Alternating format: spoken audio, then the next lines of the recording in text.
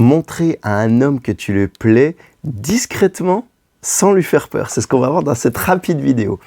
C'est une vidéo que je fais avant tout pour une coachée, mais je pense qu'elle pourra servir à beaucoup d'autres femmes pour montrer vraiment que tu tiens en fait à un homme, que tu tiens à lui, mais lui montrer de manière discrète et puis surtout sans lui faire peur. De manière avec de la malice même, je dirais. Voilà. N'hésite pas à regarder les autres vidéos sur la chaîne YouTube Éclairage Amoureux. Tu y retrouveras plein d'autres vidéos. Donc, mettre des likes, des commentaires et partager également cette vidéo si tu as peut-être une amie qui souhaite montrer à un homme qui lui plaît, mais le faire de manière discrète. Alors, dans cette vidéo, je ne vais pas te dire comment flirter, c'est pas du tout ça, ni comment faire tomber amoureux un homme. Pas du tout. Et justement, il y a une phrase qui est à ne pas dire, en l'occurrence, à un homme. C'est la phrase classique, par exemple, « J'ai beaucoup pensé à toi » ou « J'ai beaucoup pensé à la dernière soirée qu'on a passée ensemble ». Pourquoi?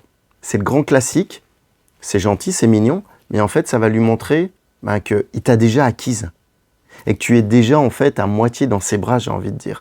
Et ça, c'est à dire, mais pas au début d'une relation. Il faut déjà que la relation soit avancée. Et ce qu'il va falloir faire, en fait, c'est qu'il va falloir le challenger parce qu'il va devoir gagner ton attention. Et pour ça, il y a une technique qui est terrible, qui s'appelle, enfin que moi j'appelle comme ça, c'est la technique Cendrillon. Il va falloir que tu lui laisses des petits indices.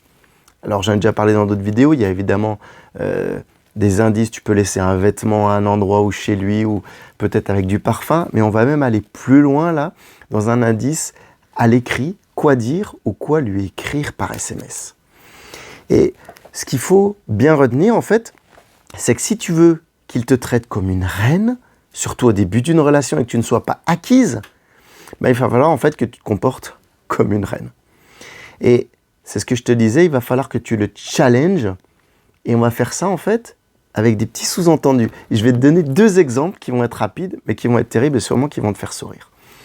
Le premier exemple, en fait, quand il va te parler de choses, ou que vous pouvez être en groupe, qui va échanger, en groupe, il va peut-être davantage rougir, mais même si vous êtes que tous les deux, tu vas pouvoir lui dire « Ouais, mais ce que tu me dis, en fait, c'est pas une bonne idée, et moi, je voudrais vraiment pas que tu aies le béguin, en fait, pour moi, en pensant ça. » Ce n'est pas une bonne idée négative, je ne voudrais pas que tu aies le béguin pour moi. Donc attends, elle veut que j'ai le béguin, elle veut que j'ai pas le béguin. C'est comme quand par exemple à une personne tu dis « Ouais, pas de problème ». En fait tu dis « Oh là là, il va y avoir plein de problèmes ». Là c'est un peu pareil. Sauf que là dans la psychologie masculine ça fait zzzz. Et ce qui est le top, c'est ça, tu lui dis « C'est pas une bonne idée parce que je voudrais pas que tu aies le béguin pour moi ». Et tu lui mets un petit sourire à la fin.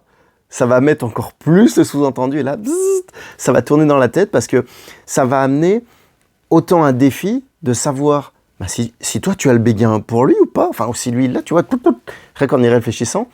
Et puis ça va amener aussi de l'incertitude et un peu de flou. Et c'est ce qu'on veut justement, tu vois, pour qu'il se pose des questions et que tu y réfléchisses à toi en fait, c'est ça. Ça c'est la première des choses. Et la deuxième des choses, dans la méthode Cendrillon, ça va être la technique du compliment féminin, mais au-delà en fait, qui vont le rendre sexy lui. Ça va lui lancer la balle sur lui.